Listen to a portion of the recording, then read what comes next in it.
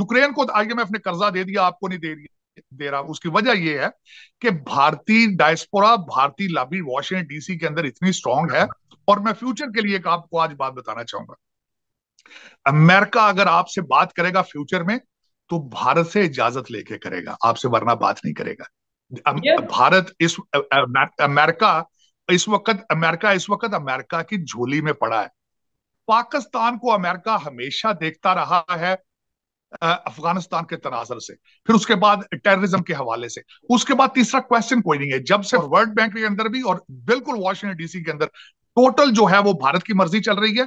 आपको फैटफ से भी भारत से पूछ के निकाला गया था, और आगे फ्यूचर में भी भारत से पूछा जाएगा कि आप माइंड तो नहीं करेंगे अब पाकिस्तान से बात करें। 76 साल से मेरी माँ के कपड़े फाड़े जा रहे हैं, यही मेरा एक अलमिया है। नमस्कार दोस्तों आपके लिए और मेरे लिए एक खुशखबरी है कि भारत को अमेरिका फाइटर जेट के इंजन की 100% टेक्नोलॉजी देने जा रहा है, और ये इंजन भारत के तेजस में लगाया जाएगा, जिससे भारत की सेना मजबूत होगी। ऐसी फाइटर जेट की इंजन की टेक्नोलॉजी तो चाइना के पास भी नहीं है। यूक्रेन को आईएमएफ ने कर्जा दे दिया, आपको नहीं दे रहा। उसकी वजह यह है कि भारतीय डायस्पोरा, भारतीय लॉबी वॉशिंगटन डीसी के अंदर इतनी स्ट्रांग है।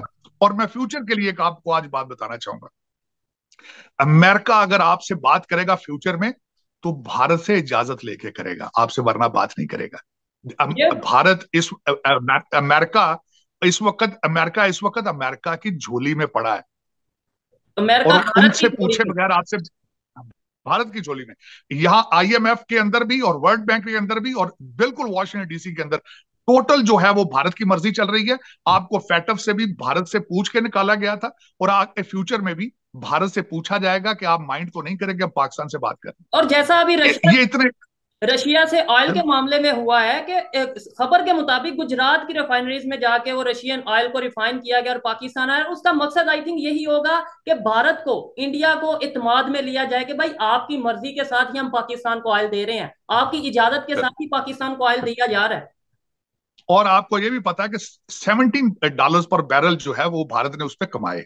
$17 महंगा है आपका पेट्रोल, जो रेट आपको दिया जा रहा है, जो भारत को दिया जा रहा है वर्सेज आपको दिया जा रहा है। क्योंकि उसकी वजह मैं बताता हूँ जो सब, उसकी एक बड़ी सिंपल सी वजह है। आपके इस वक्त सारे डिसीजन मेकर जो है सारे, वो पाकिस्तानी नहीं है। उनके पास पासपोर्ट पाकिस्तानी है, लेकिन उनके दिल दिमाग पाकिस्तानी नहीं है। वो सारे लंदन बेस है, टोरंटो बेस है, दुबई बेस है। आपका अलमिया यही है नेशनल जियो पॉलिटिक्स के साथ, जियो इकोनॉमिक्स के साथ। क्योंकि ये it's not an ordinary trip. इस वक्त जो मोदी साहब आ रहे हैं, they this will take US India relationship to the next level. अब वो मैं किस तरह कह रहा हूं कि जियो पॉलिटिक्स के अंदर जो दुनिया के अंदर इस वक्त जो नई ग्रुपिंग बन रही है, जिसमें रशिया और चाइना एक ग्रुप बन रहा है और बन चुका है मैटर ऑफ फैक्ट, और अमेरिका एक ग्रुप बन चुका है। अमेरिका अपना और उसके बाद अमेरिका की फॉरेन पॉलिसी के अपने फ्लॉज हैं कई।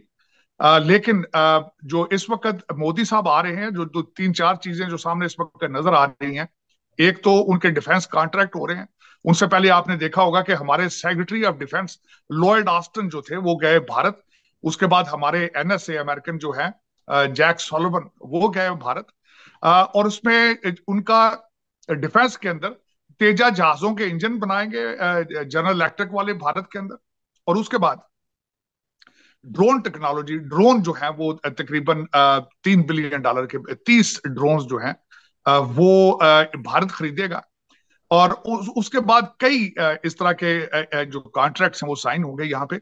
अब मैं बताना चाहता हूं कि इस वक्त इसमें इस ट्रिप के साथ और यूएस और इंडिया रिलेशनशिप में अमेरिका क्या चाहता है और भारत क्या चाहता है, मैं ब्रीफली थोड़ा सा बताना चाहूंगा आपको। अ, उसके अंदर अमेरिका अचीव करना चाहता है कि उस रीजन में भारत जो है वो चाइना को कन्फ्रंट करे और अमेरिकन इंटरेस्ट को प्रोटेक्ट करे और चाइना की तरक्की को रोका जा सके। पहला ऑब्जेक्टिव ये है।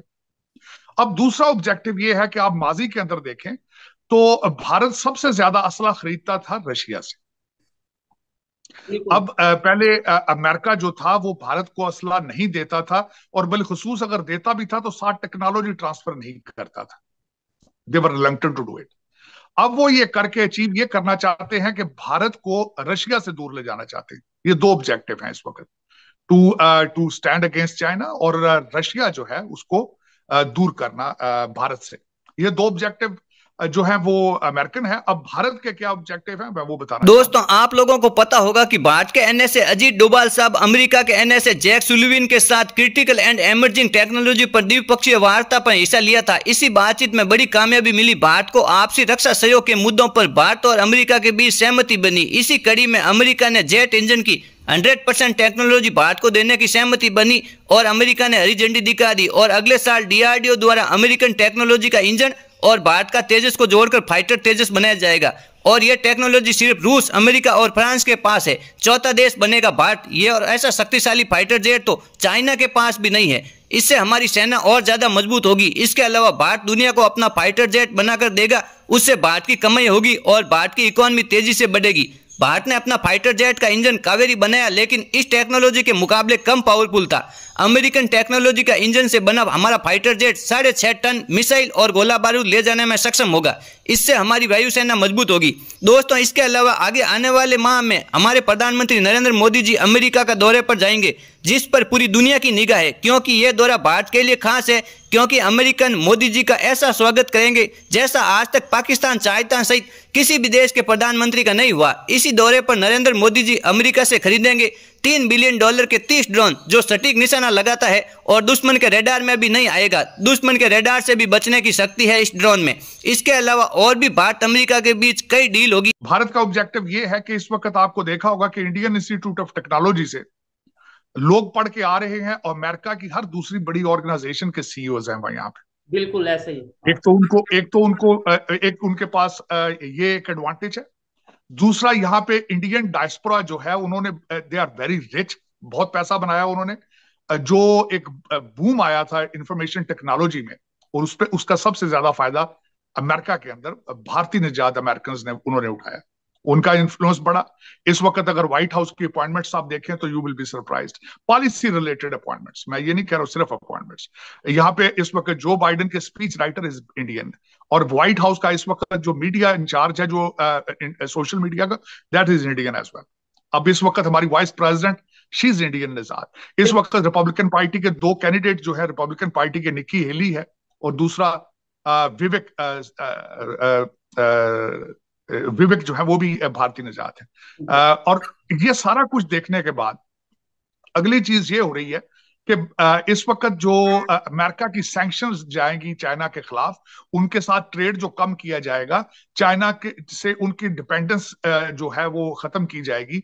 ये सारा बिजनेस चाइना से उठा के वो भारत ले जाना चाहते हैं। That is ये भारतीय ऑब्जेक्टिव है।